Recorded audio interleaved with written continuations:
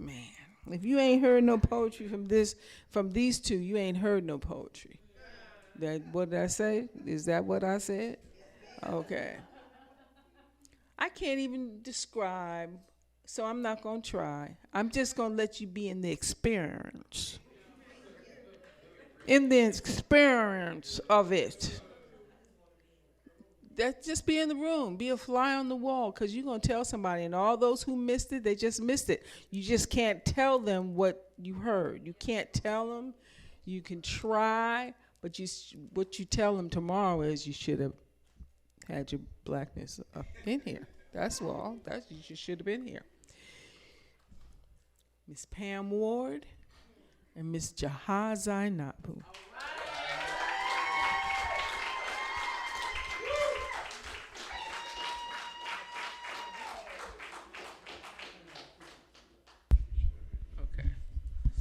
You can adjust your mics. You need a music stand? There's another stool right there. I don't need a music stand. I'm okay. gonna hold this. Yeah. Okay. Where do you want to be? I don't know. I don't care. As long as we're on the stage. Okay. Do this work too? Hi. Okay, good. A hot mic. Oh, I knew a hot mic once.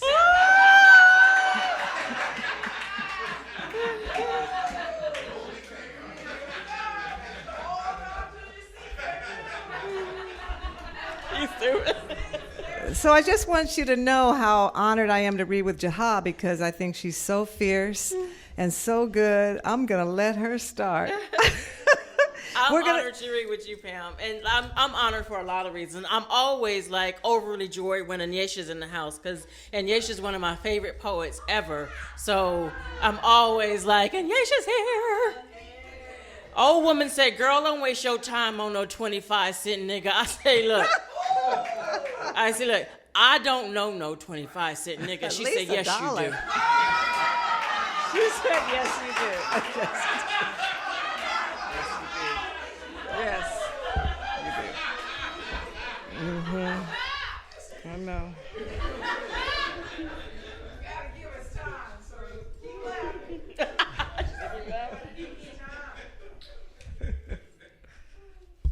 You waiting for me? Yeah. Oh, I thought we was ping-ponging. We are ping-ponging. You're going first. I did. Oh, that was it? Yeah.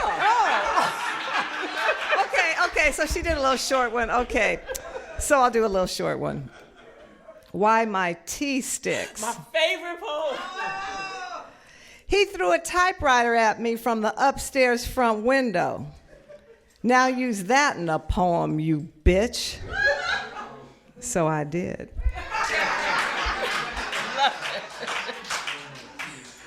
We learn to push love away through imitation. We saw early our fathers and brothers second us to their cars and gods. Our tenacious rhythm of articulating our womanist sensibilities through double Dutch chants and house play with candy cigarettes. But why did we have to choose a struggle? Be black or be woman. Like color and pussy don't connect. Be gay or be Christian. Like love and religion ain't the same. Fuck nasty or be wife. Like legs wrapped so squeezed around my man's dick. Say I ain't his queen. Hair nappy or bone straight. Like how steady my comb stick. Say whether I can fight a dog off my back. What do you know about where our lives intersect? Like we can't have faith and be afraid. Like we can't forgive and remember how dirty you played. Like we can't be devil afraid of our reflections and look into our eyes at the same time and know how magnificent we are.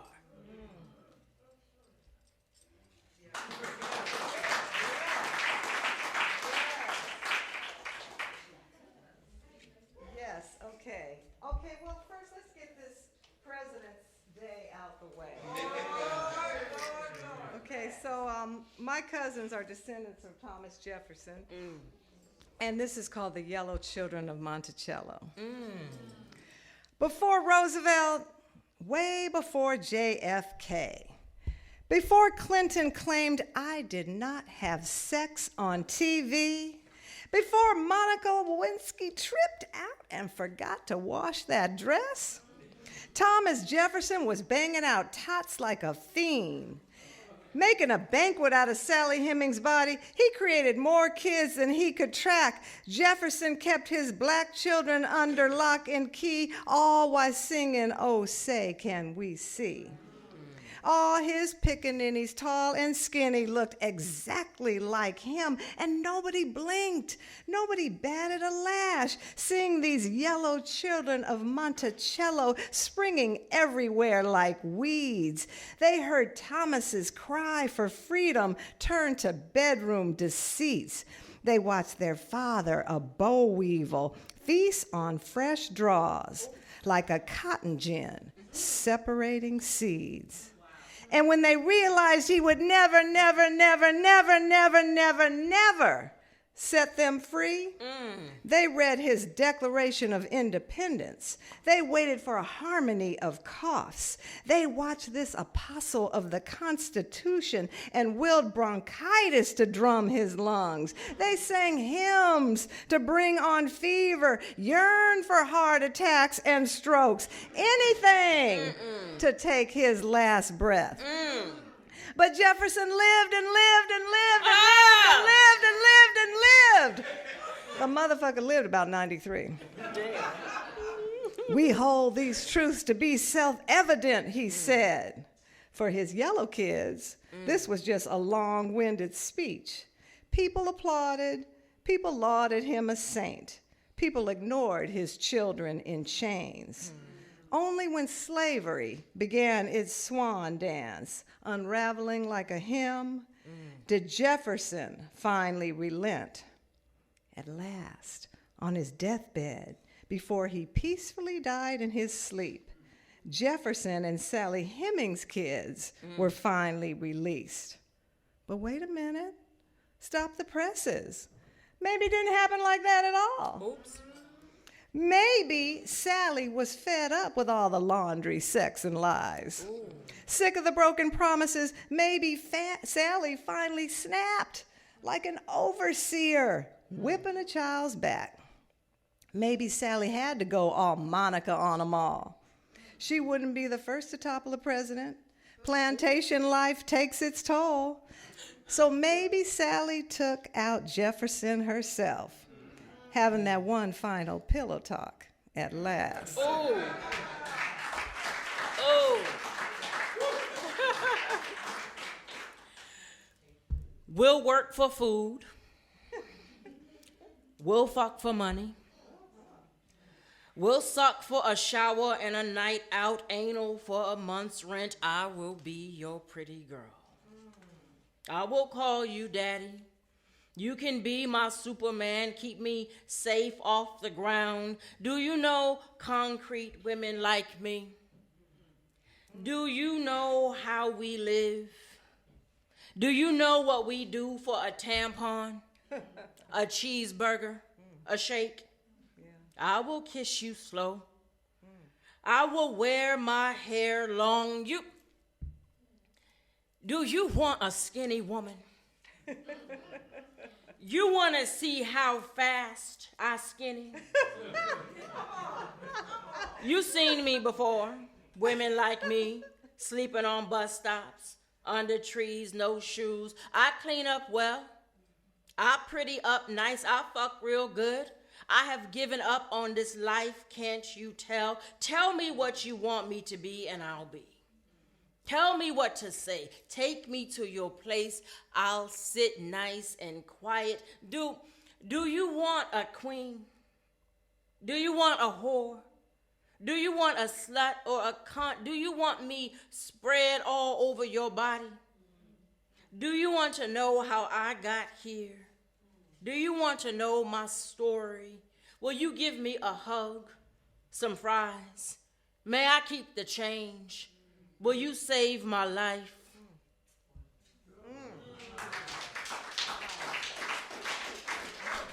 So sometimes when you do round robin, one word they might say could inspire you to read something in your poetry. So this is called Love Poem to Paul Hill. Paul Hill came into a church and blasted a doctor in the head.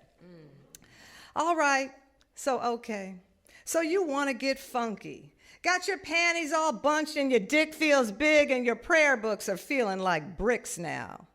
So you bad. You can walk in and blast a whole clinic because you even think God's got your back. Preaching righteous all night about the value of life, plant some bombs and kill 15 by lunchtime. You ain't pro-life, you low-life. But check the score, son. We won, own it, claimed it, and Roe versus Wade. You're just pissed because we won't give it back. So go home. Pull your tampon out. Lick your bones solo. Take a Midol, a douche, or a nap. Get your hands off my crotch. Get your lips off my oven. Get your murderous anti-choice ass out my house.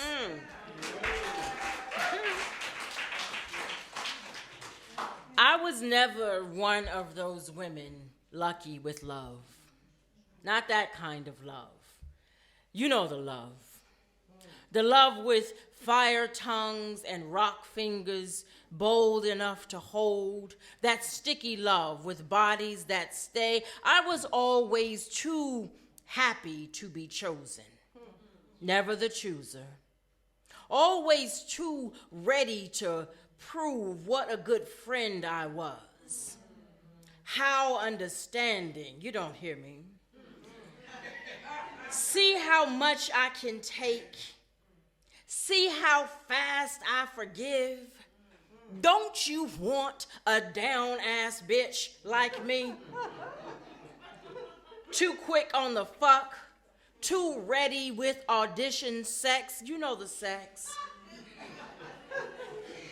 See how long I can wait for your call, for your feelings.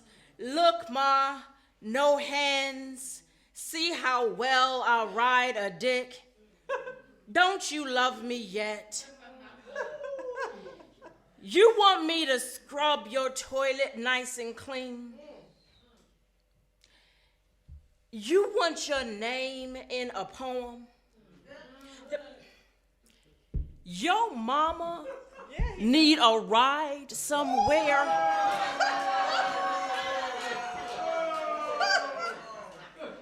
Your sister need a new home girl? You let me know, okay? You let me know. I was only 4 when I went down on the neighborhood boy. Girl next door held my head, made it go up and down. I must have done a real good job. Way he came in my mouth, way she threatened if I told I was groomed for you. Preacher man stuck his tongue in my mouth Sunday after Sunday. Ain't I wife material yet? Count it all joy. Ain't that what the scriptures say? You want to see me not talk back? Eat all my food when you pay? When I said I had a headache and you said you didn't want to fuck my head anyway, didn't I grin a little like it was funny? Don't you love me yet? Don't you know how tired I am? How retired I am? How out of the game I am? How ready I am to start a forever with me?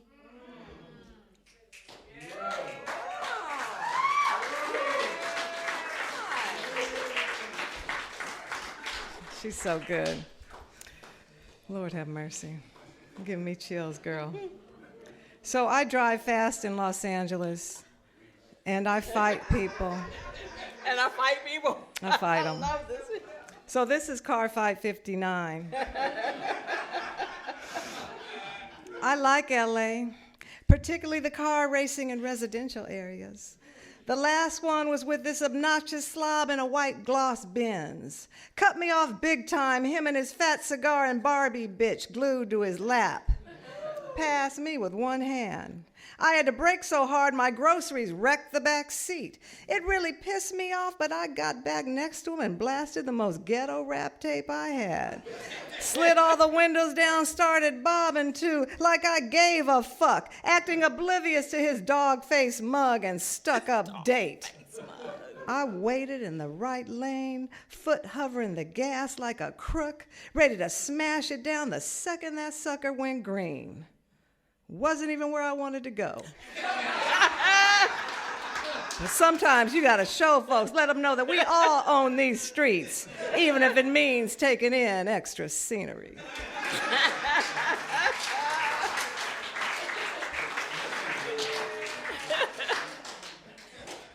Daydreams are dangerous in my crawling fingers, daddy long-legging up my sides.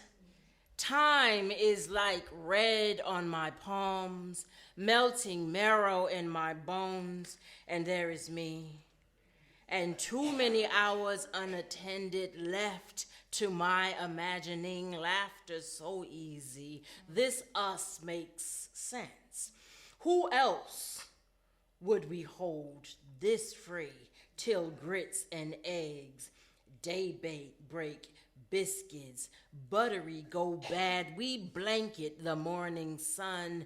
Enough is still to come, thigh on thigh, mouth on neck, like it always begin this way. You hum melody, I serenade, Stevie Wonder, Luther love, midday, morning, before supper, after. There is always a ready itching for the again. We are the softest place we know. We separate, then gallop to connect. I am too classy to teach my doggy on open mic. Too together to put my pearls before the sign-up sheet. Ever peppered Laurie's Louisiana rooster. Fire love comes simple to seasoned women. Relax in my Mona Lisa until I unveil the Basquiat. Watch.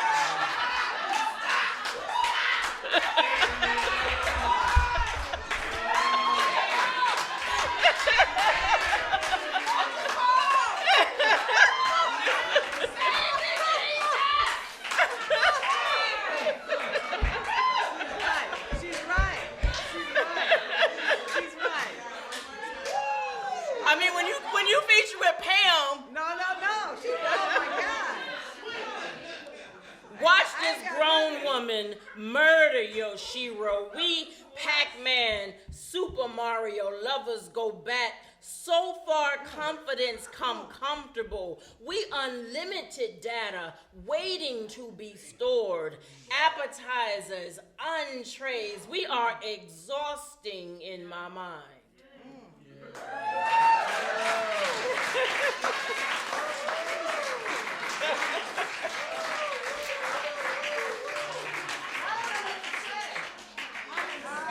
Don't know what to say. I have nothing to say to that. We should do it. Do what? 1, 2, 3. Damn. We have a thing, we do that when the poem is just so, we can't speak, but that's a one-word phrase. So this is the last buzz before death. People around me are dropping like flies. I don't know why, but it seemed like folks right and left been dying. Daddy's gone, 2 grandmas went back to back. My friend's mama dropped dead last June. Flies are a lot like death, the way they crave the sweet, the way they hover over what's been cooked. Take Mr. Smitty up the suite. He was this old-timey, shit-talking Friday night wino who lived in this flop by the alley, kind of my type. Hoodlums and crackheads would crash at his house. Front door was a regular swarm. He stayed torn up, stayed red-faced from midnight till noon, booze oozing out of each overripe pore. Stole a whole case of Jack during the '93 riots. Folks racing in while the liquor store blazed. Phone poles lit up like great big Christmas trees. Place was a regular hive. But I watched his barefooted swag down our street coming back. One smashed by his toe, but he grinned and kept stepping, singing jingle bell, jingle bell, jingle bell rock. Face looked like he hit the lotto. Used to stop by my place and chit-chat and kill time. Told me, one day I'm buying you a great big steak dinner. Yes, sirree, he would wink between long, juicy swigs and huge gnats making love to his sleeve. Now I wish that I did, that I wouldn't have waited or worried so much what the neighbors would think, seeing me in the seat of his red, jacked-up van. He used to come real early and watch me pull weeds. If you were my woman, you would never do that. He was sweet and real old, but still Romeo fine with his tomahawk nose and high cheekbones dug deep in some black backyard barbecue skin. Should have gone, took a chance, made that fool grin his crazy ass wild turkey smile. Should have went, grabbed my keys, let the front screen door smack. Should have laughed and drank scotch over grilled filet mignon. Should have gone, let the neighborhood buzz if they want. Let them swarm, let their fleshy tongues fester like maggots. Should have looked dead at life, zeroed in on the moment like a fly does your plate when you're eating outside, like your arm, like your fists raised and gripping the swatter. Should have told the man yes, tasted steak in my mouth while the day was still young. Not this dry-throated thought of him gone. Lovely. See, that's what happens when you live up the street from a liquor store. I have conversations with memories of ex-lovers. For sure, way more often than is healthy. But the words know they are important, and I will not be healed until they come swimming out like fish. I am still using fake names to protect the guilty. I am still appalled at Robert,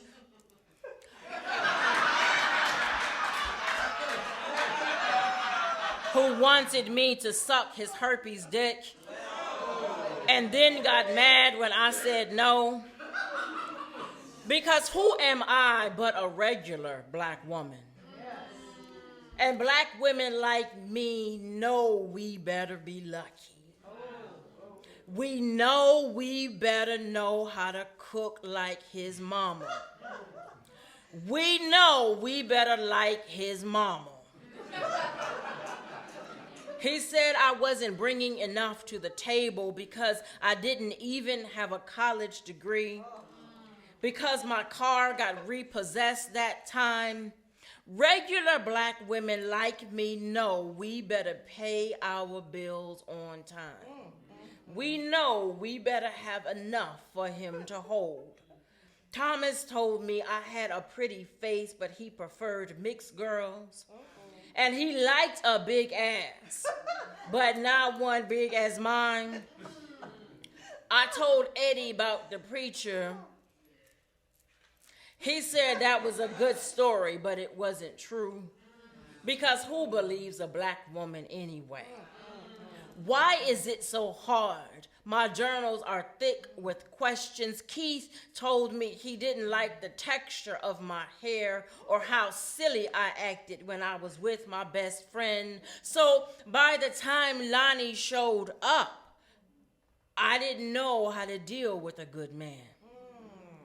I didn't understand a man who only wanted to know my stories, only wanted to hold my hand. Way I confused hold with a handcuff.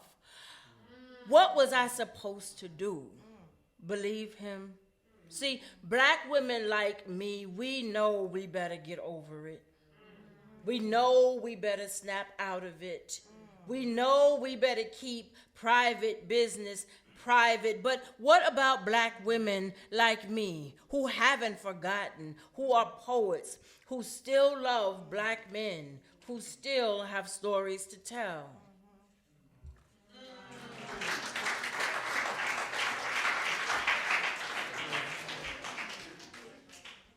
So I was reading The Final Call, and there was a story about how women need to dress right to protect themselves. This is called Rape Clothes. Oh, Lord. Miss Jones to the stand. Now remember, you swore. Tell us what happened. Describe what you wore.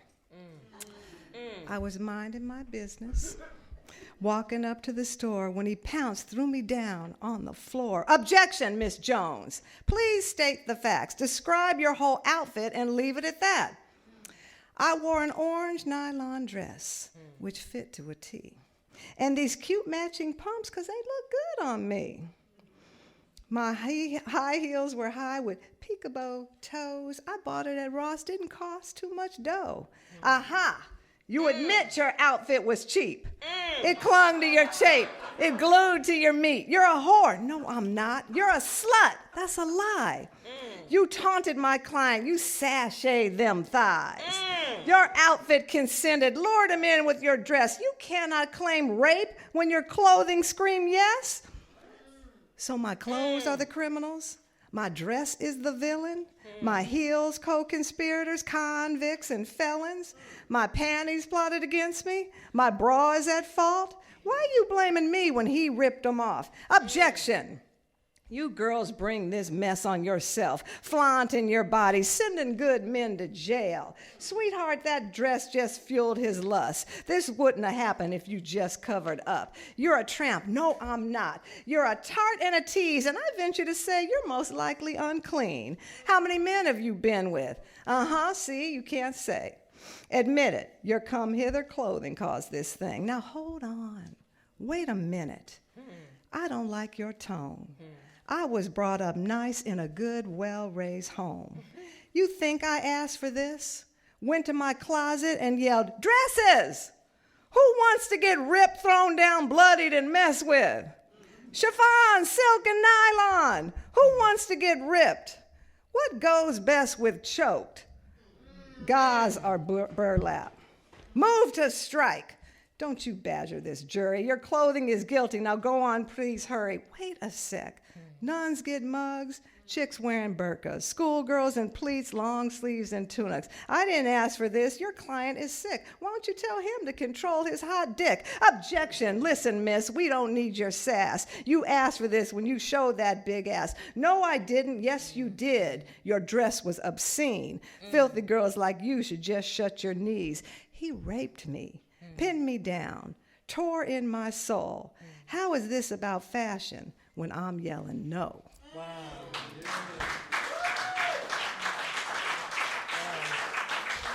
In 2013, Renisha McBride, something happened with her car, and it's something crazy o'clock in the morning, and she knocked on the white man's door for help, and instead of helping her, he shot her in the face.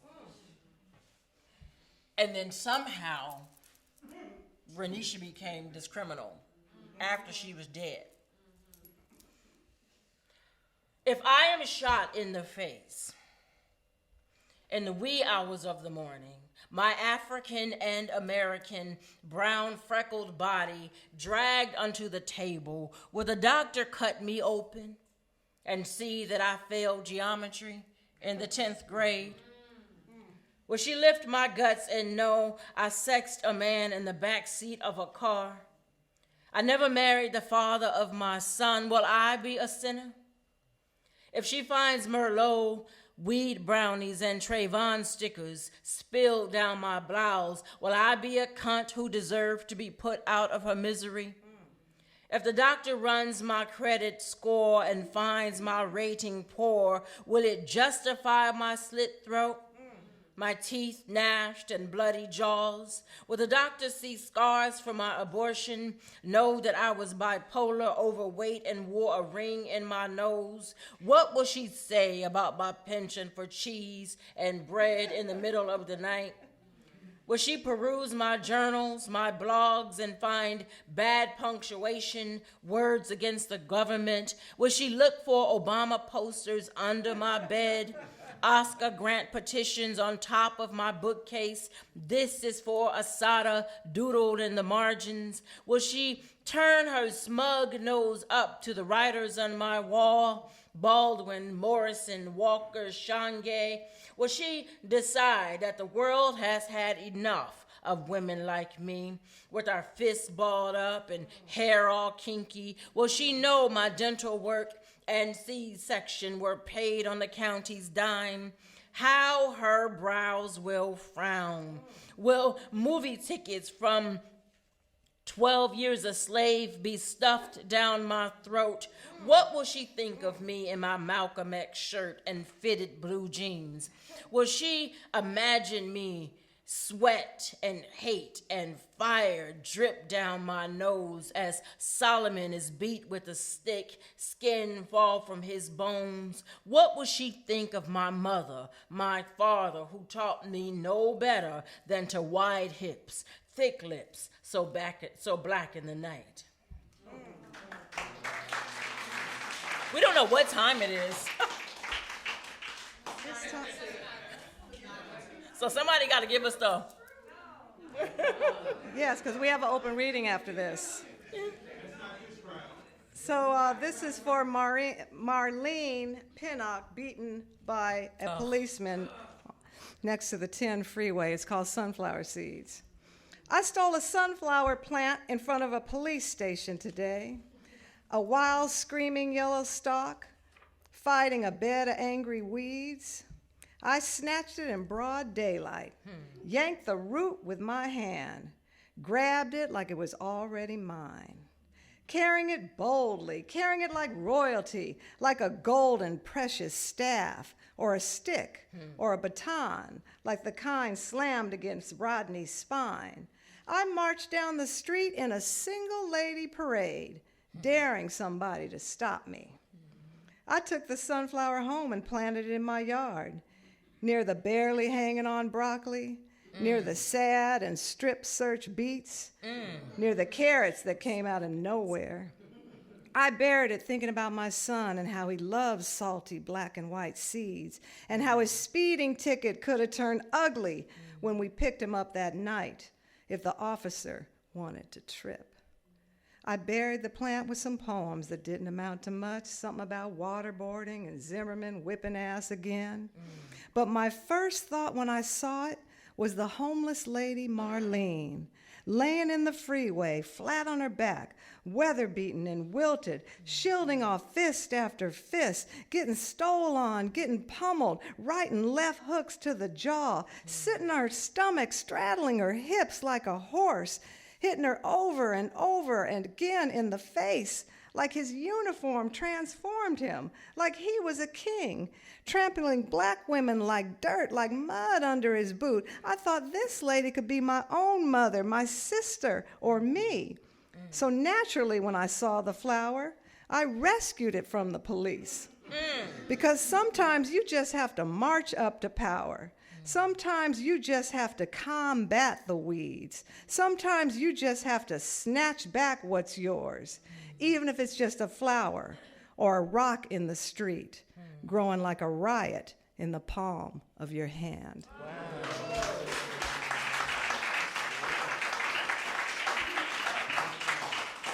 Wow. I am a woman in the way, loud, black, angry, free and caged, diagnosed and unmedicated. I have to watch my tone and dress. It is my fault if I am raped.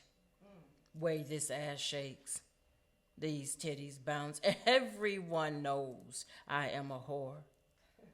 Everyone knows I am nothing more than a good placeholder. Soon a pretty woman will come along. You can play in her hair. You can see through her skin. You will keep her nice and safe. Everyone knows what a good cook I am, how spotless I keep a house, keep the children in line too. I stay up late at night, always available and lucky to get your call.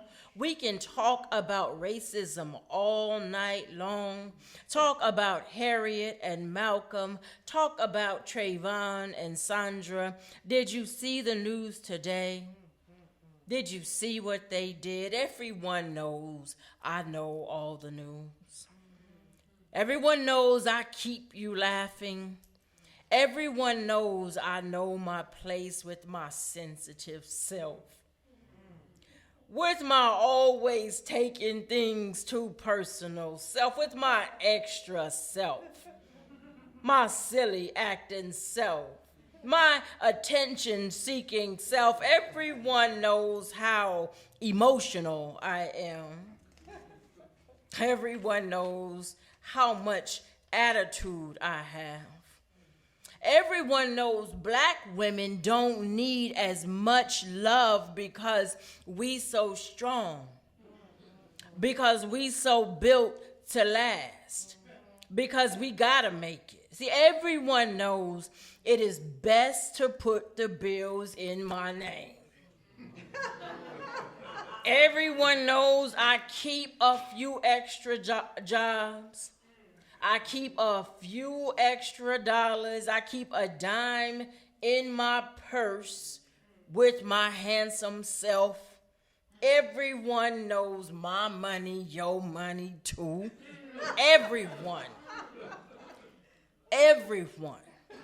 Everyone knows I entertain well, can keep a smile on my face, a song in my throat, a dance between my toes. Everyone knows bruises don't show up on me. Everyone knows how well I take a punch. Everyone, including me.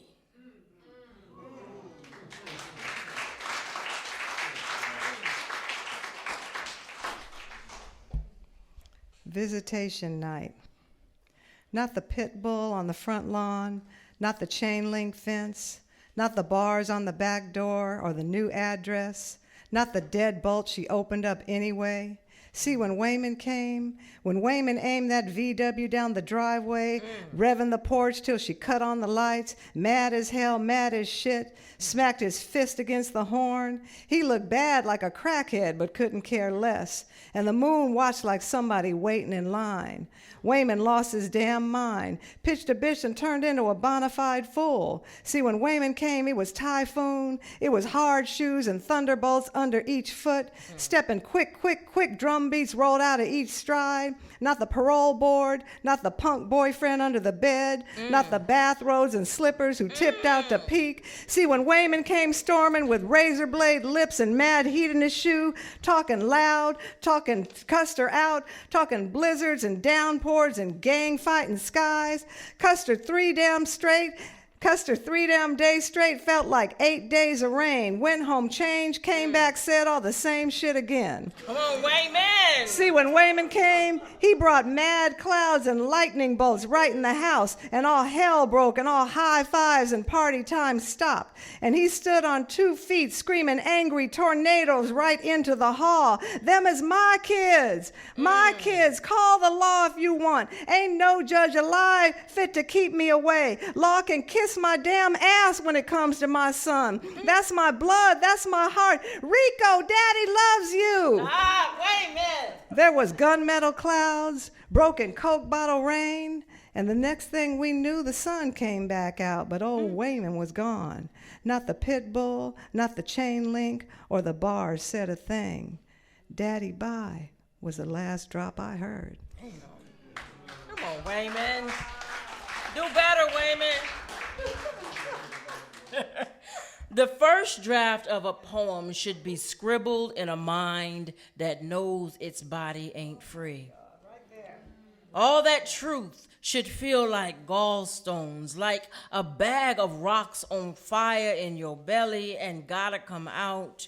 Don't, then you die. Don't, then the whole world ain't safe. Ain't that a poet's job? sweep this world up clean as it can get. A poem should be ugly, should start off wrinkled and loud and innocent and bloody, should taste like Flint water, should be dense as Georgia dirt, opaque as an LA sky. A poem should leave traces all over your carpet, all up on your couch. All these babies dying, some killing their own selves, women missing every day. Police ain't never been no good. Even a happy poem got pulp. Even a love poem got seeds. A poem should have lines carved out, should ask a question it can't answer. It should solve an old problem, should dare you to dream a world outside your little self, should make you remember that hell is here, heaven here too, heaven right here too. A poem should tell you ain't no life easy. My grandmother, 5 times great, was a slave on this good land. Probably picked cotton, probably forced to have some white man's child, maybe died tied to a tree, never knowing her own good name. A poem should take you back, make you wonder if your nightmare ain't really a memory. A poem should sit with you on the bus stop on a rainy night and wonder if Jesus see all this. It should ask, what's taking him so goddamn long? You ain't ready. You ain't ready to wonder if God and the devil had theyselves one good old laugh. I tell you, a poem should offer you its hand to squeeze while you release clots and boils and flesh, one story at a time. That is right. That is right.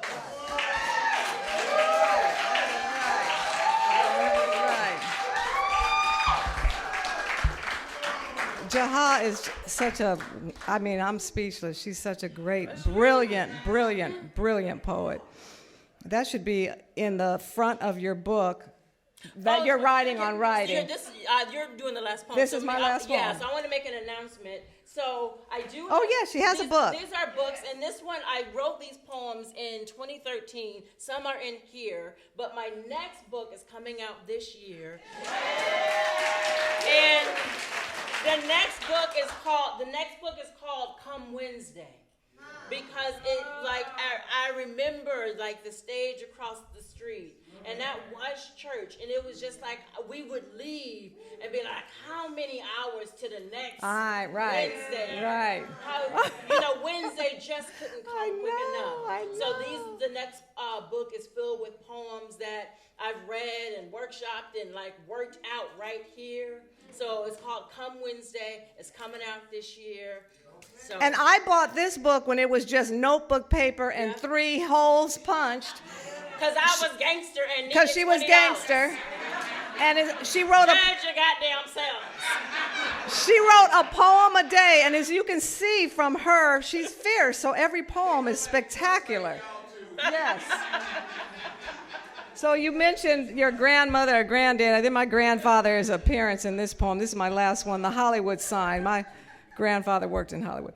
Each day I live home, I see Hollywood sign. Straight up 6, underneath Venice, after a quick costume switch where Rossmore turns to the cement stars on Vine.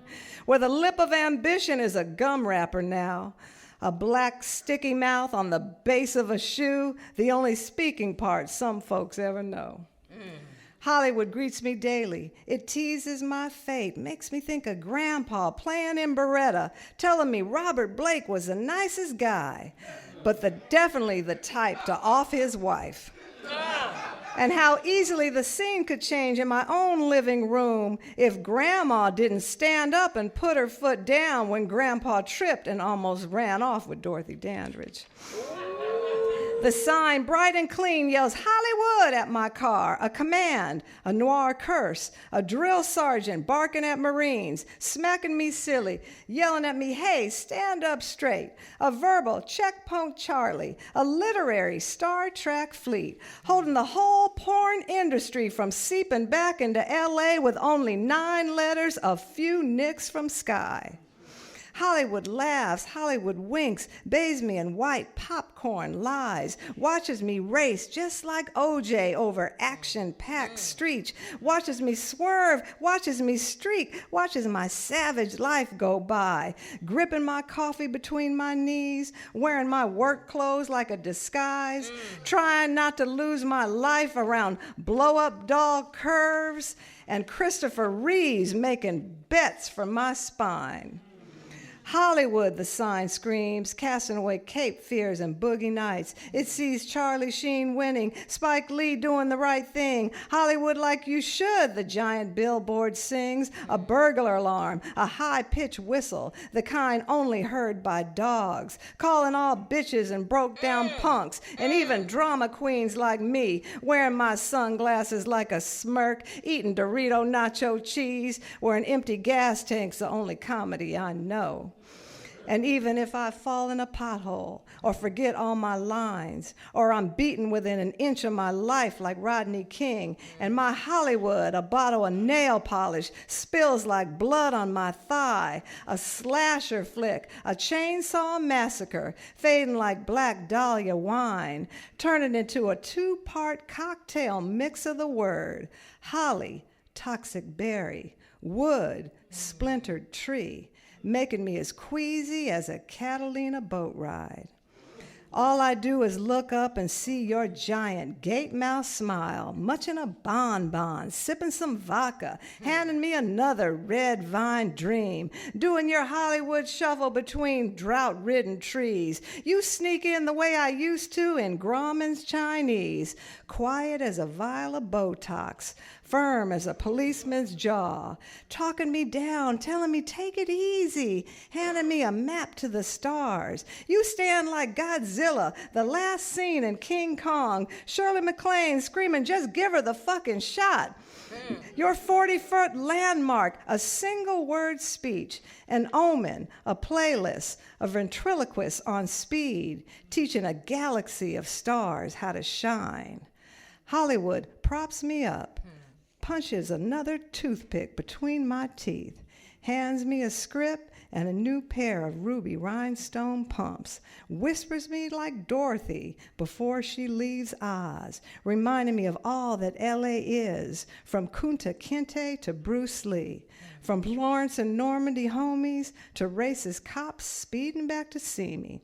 Hollywood shines strobe light pink, gives me a second callback time, and reminds me there's no place like home. That's right.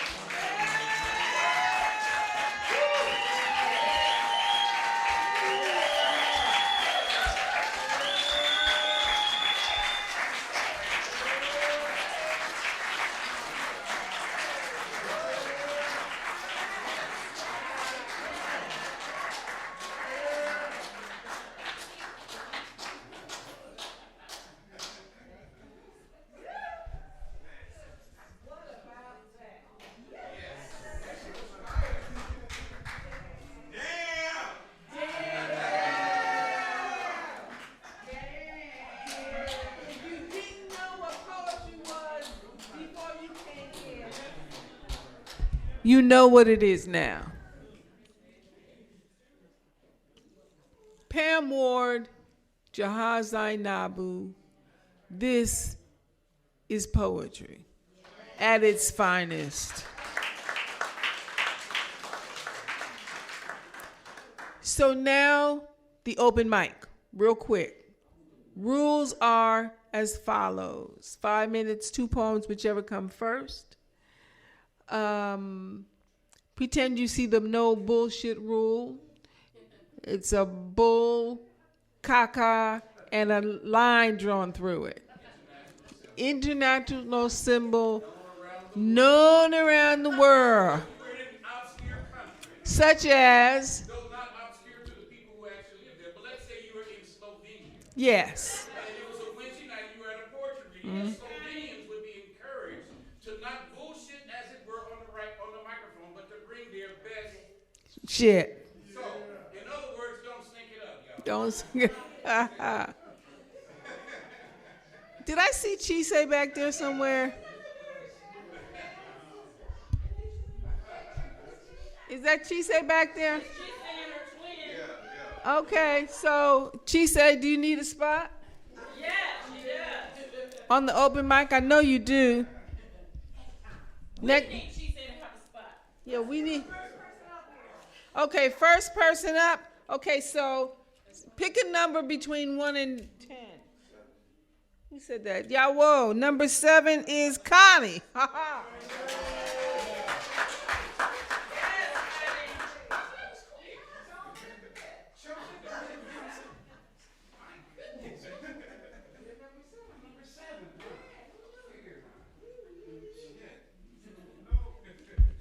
Huh?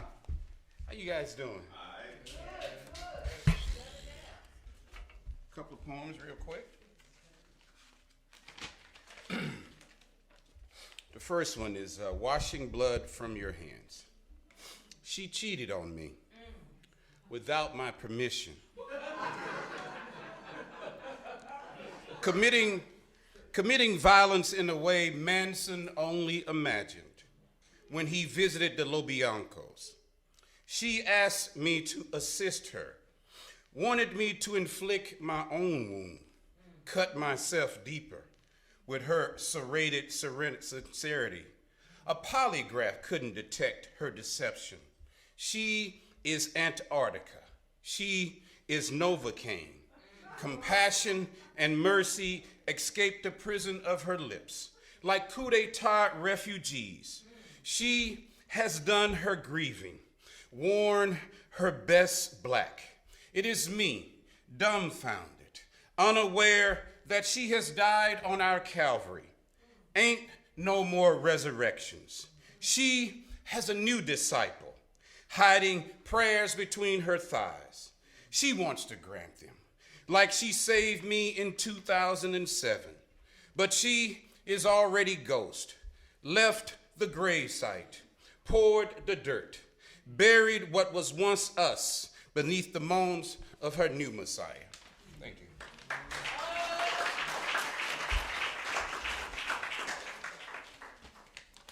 And there's no title for this poem. She wear night like it's her other skin. She wear it sheer like starshine. Soft of summer take refuge in her length when she uncoils.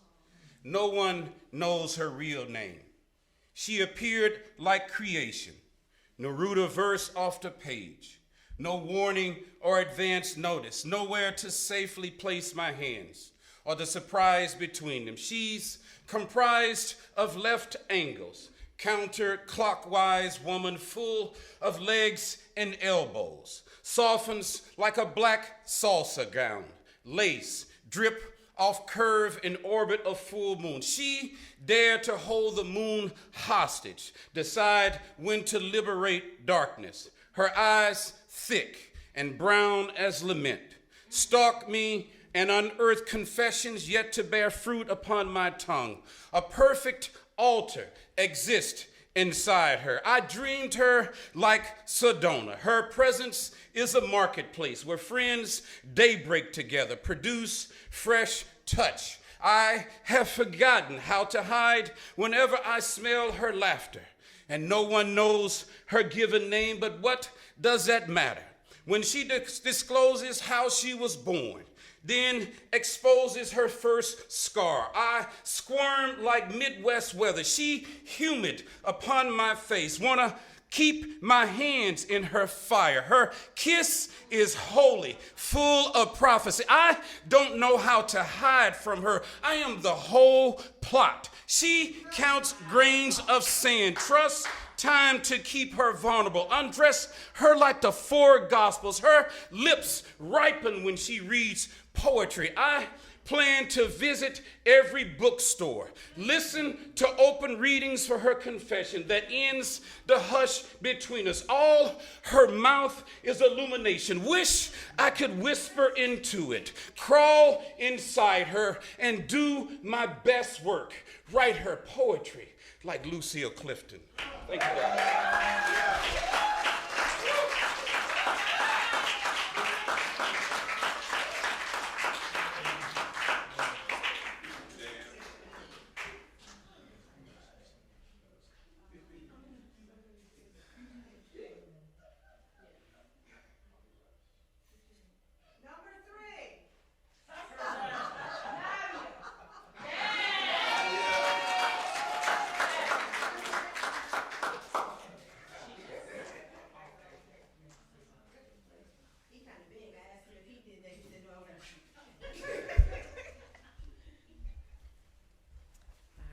The mic like I'm tall like Connie.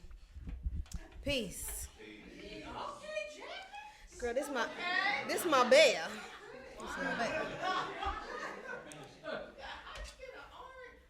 What you mean how I get an orange anything? Yes. All right, y'all. Missed y'all. It's so good to be here with y'all. Well, you know, I don't do too much black.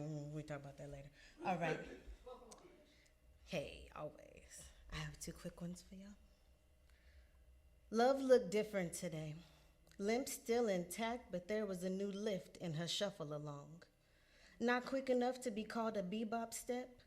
Not slow enough to disguise she's headed for greatness. Middle ground never shined like this before. When I tell the truth, I too will become the problem. Gaudacity to be myself. I am who my ancestors crafted me to be. Them come again with no fear. I survived attempted self-genocide, attempted assisted suicide. Each step I take is revolution. Path made golden by the milestones along the way, not the destination. Intentions ride pendulums bareback.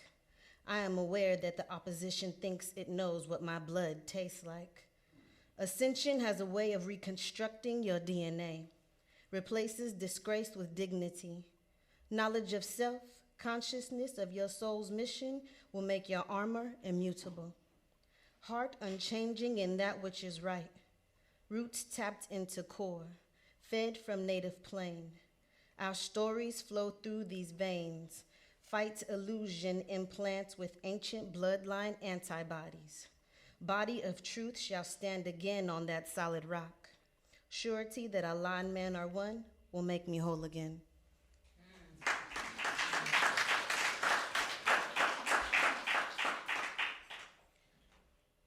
Somewhere in my spirit, healing will find me. Marketplace invisible. Truth is not for sale. I was too busy looking for her in places she will never exist. In caverns angels dare not dwell. My past has worn its welcome. Shoes with no soul. Trample light offerings with clumsy auto-tuned memories. I have decided to sit still so she can find me. I will no longer mistake memory for intelligence. Calling remembrance to trial. When did I instill myself with sorrow? Who gave the command, the instruction? Heart in my mouth, she will find me. Sleeves rolled up, entrenched in upliftment of myself for my people. Trail of tears reclaimed. Prayers styled as breadcrumbs will always lead one home. No longer waiting for a helping hand, she found me. Love sitting on a throne made of Goliath's head, evidence and confirmation of what can be made of empty, mean things. Alchemy of Islamism resurrected the gold in my veins. In the temple is where you can find me. Soapbox in the snow vigilant. Truth and divine truth keep me warm. Garments made from Drew Ali's pattern in Marcus Garvey cloth. I am newest pearl out of my shell. Water tribe phoenix, breaking down the science, reconfiguring all spells. My heart is the one place I was too scared to look. to find me. It's the only place I've ever been. Had to travel to the center of my birth, recall before my fall and planting, highest plane of spirit life, wisdom returned, self-worth reappraised, gratitude my speed by night and by day. I now find love all around me. Heaven whispers in every breeze, utmost of my very life given to make sure the common people get these degrees. Thank you.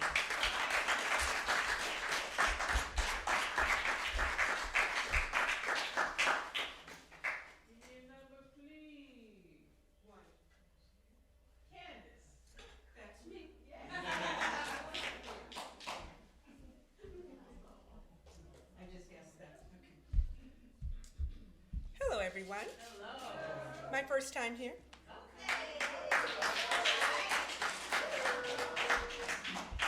So I'm just going to do two short things, and both were written a couple of years ago. The first is called My Dad. My dad was a sharp dresser, not a word keeper. He was slender, so clothing hung well on him. He was a smooth talker, cavalier, which made it easy to believe him. Later in life, it would feel hollow when his words evaporated without any action to materialize them.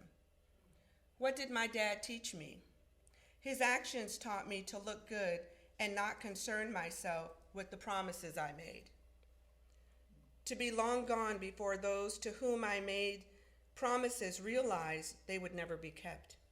This taught me to sidestep the look of their disappointment or disillusionment imprinted in my mind. Good thing my heart was never engaged, so there was no worry there.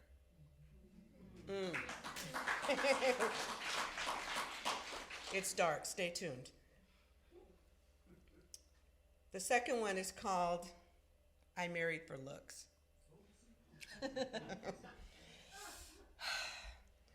I married my husband because he looked good.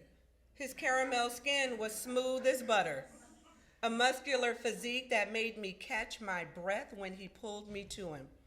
The safest place was nestled in his arms. I remember getting lost, gazing into those hazel eyes as they bore into my soul.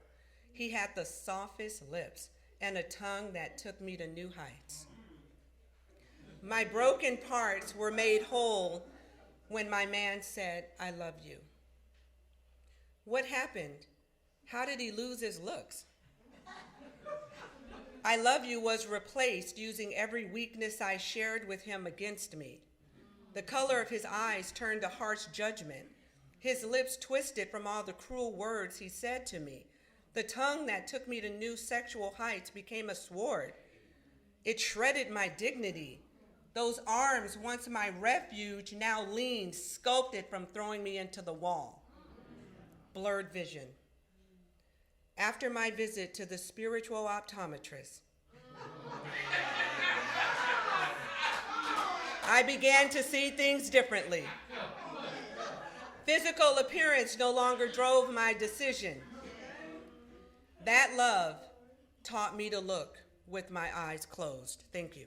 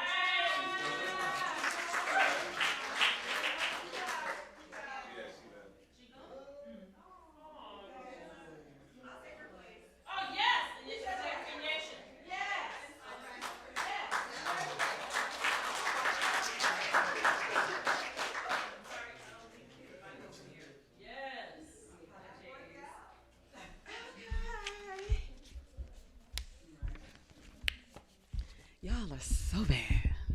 Jaha. And man, boy. Sorry. I knew I was a witch at 10 when I won a cussing contest against my cousin, Fat Debbie K, we called her. I got the Holy Ghost and spewed a heretical tangle of backwater curses, all kinds of wood frogs, razors, and toad spells leapt off my tongue with a Shakespearean glee. My sisters, the contest judges who made me do it, stared at me, mouth agape, as if I was possessed. Maybe I was, but I was only trying to please them, my guardian protectors who watered and spanked me. The women who gave me my first magic and bruises, Rochelle, Bobby Ann, Tina, Kalamazoo Witches 3. Then again, when the dreams began with us girls, things changed. Rochelle saw Grandpa Stafford's death, him drunk, musty, crushed, his black Mustang careening into traffic and wrapping around a tree. And later, sheer fear licking her, she told only me, and it happened like she dreamt. I was 16 when my first prophecy came.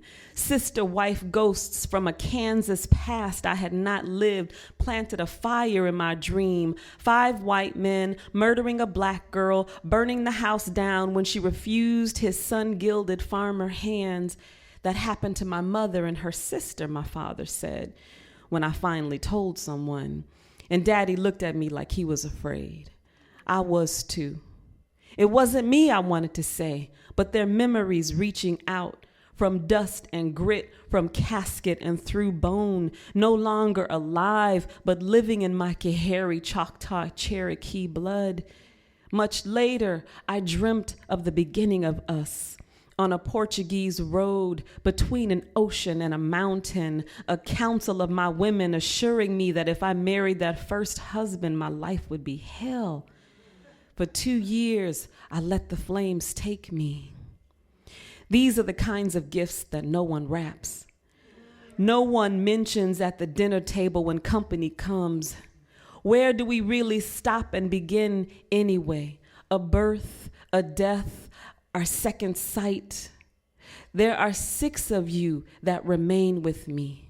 My mother, Velma, aunts, Mildred, Phyllis, Irma, Frida, and of course, Margaret, born still and too quiet.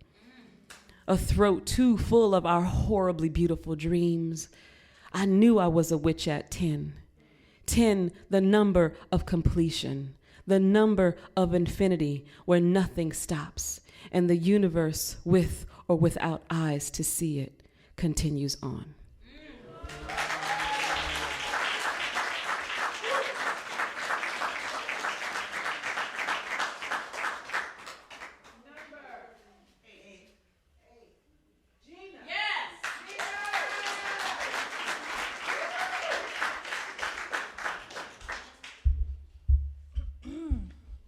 Good evening. So I've been thinking a lot about time not being linear, but being simultaneous. And so thinking about that, just that who we are becoming and who we were is who we are now, that we have access, to our inner child, but also to our elder. And I was thinking about people who really have a huge shift in one lifetime. So of course I thought of Tina Turner. And I thought, well, what would Tina say to Anna Mae? Because when she was Anna Mae, she was Tina Turner. She just hadn't manifested that part of the story yet in that particular moment of the timeline she was in, right? So what would Tina say to Anna Mae? One day, you will get up off the floor, unbow your head, and birds will fly from your throat.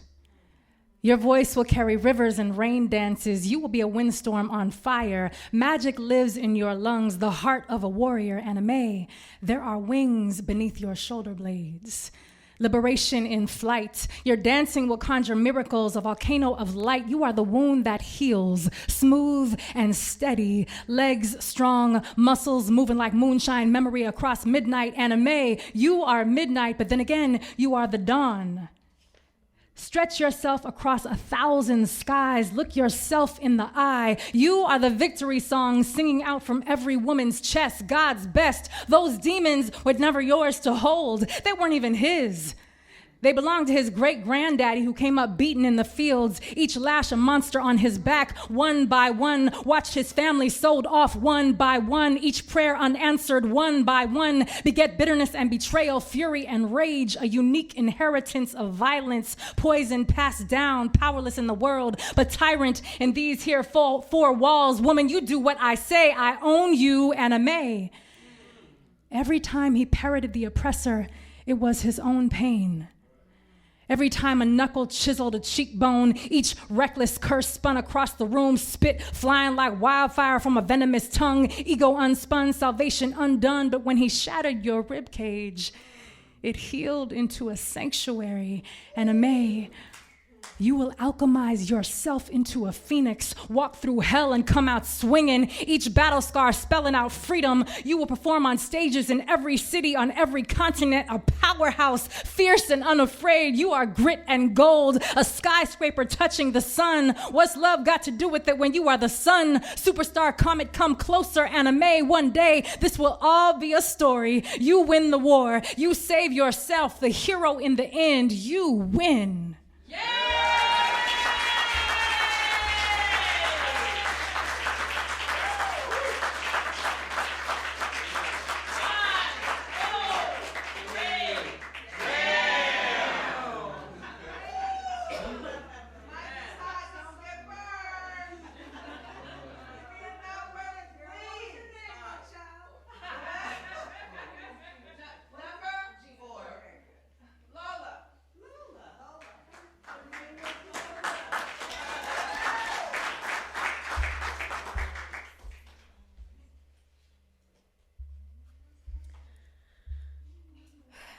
All right. It's written on paper. All right. My ism is like maggots eating away at my flesh from the inside, believing they're gone because I changed my style of dress and took a drink and did a line and did my makeup different until I have nothing left but the raw truth. I don't want to feel responsible for any of my pain, so I do it again and again until I have less than what I could ever think nothing meant. But you welcome me into these rooms, put a broom in my hand, a pen in the other, and a piece of paper in front of me. The debts I inflict on the paper become the cracks in my soul through which the creatures of the night that live under my skin meet the light and dissipate into my greatest assets. They start to add to my light instead of take from it. I'm not the person I once was.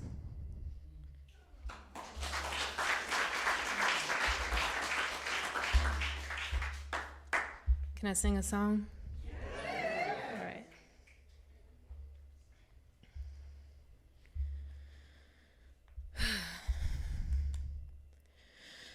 Maggots in my flesh from the inside.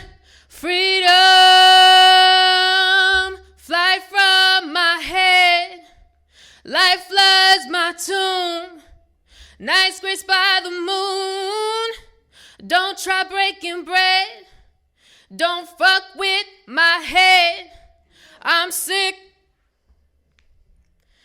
Maggots in my flesh from the inside. There's a beat in my bones. Rhymes I never said. Dreams from beyond. Freedom, spitting arrows through your fire. A phoenix rises higher. Ashes fly away with the wind. Maggots in my flesh from the inside. There's a beat in my bones. Rhymes I never said. Dreams from beyond. Love in the light of truth. No reaching for the bottle cause I got my sanity. Freedom.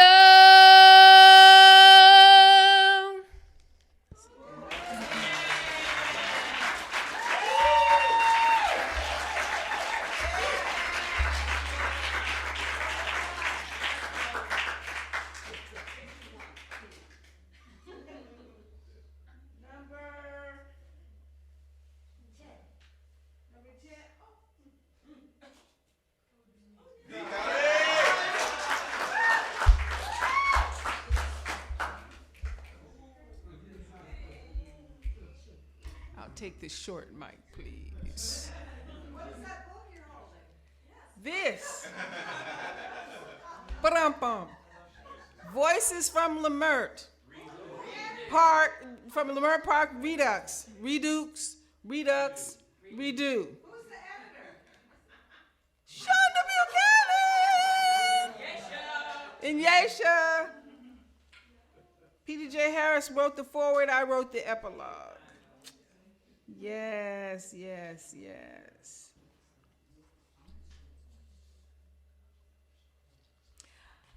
I know exactly what time it is. It's 9 o'clock. Tamales, tamales, tamales.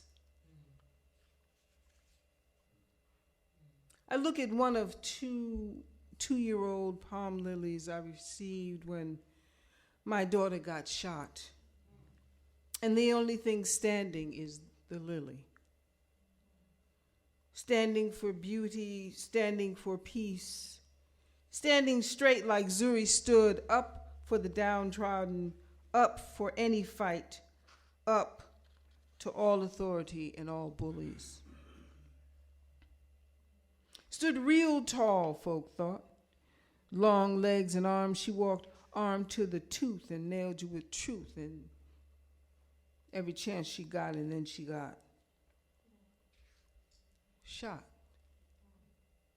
Left me with all her glasses for shots. I never liked shots and didn't give her any. We already immune to the everything but the long arm of the Lord. She had long arms, like her father and mine. It's 9 o'clock exactly, because the lady I rarely see anymore sings, tamales, tamales, up and down the street. The tamales Zuri loved to eat. She'd say, Mommy, they're really good and clean and don't affect my allergies. And the lady, she's really nice.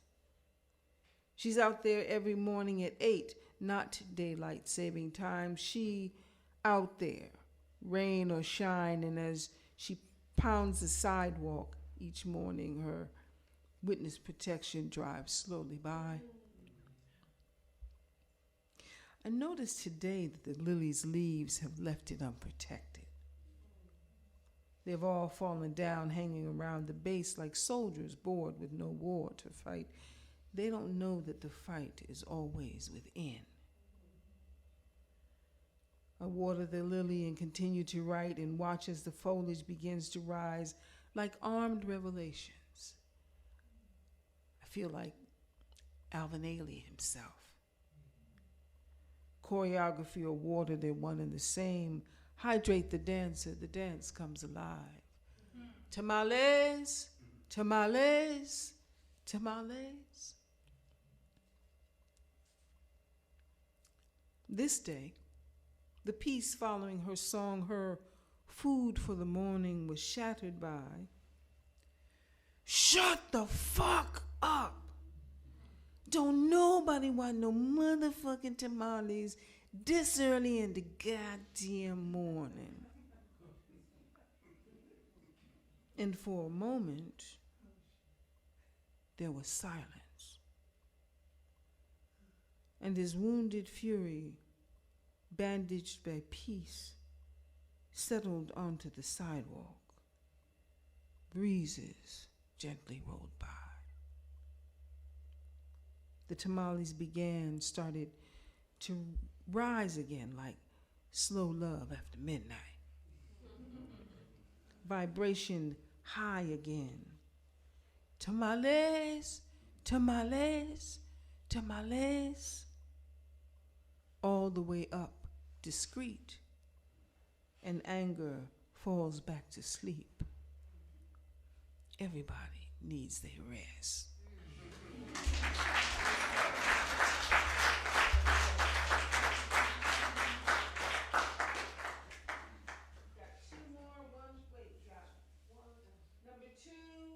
Number 6 and number 9. 2.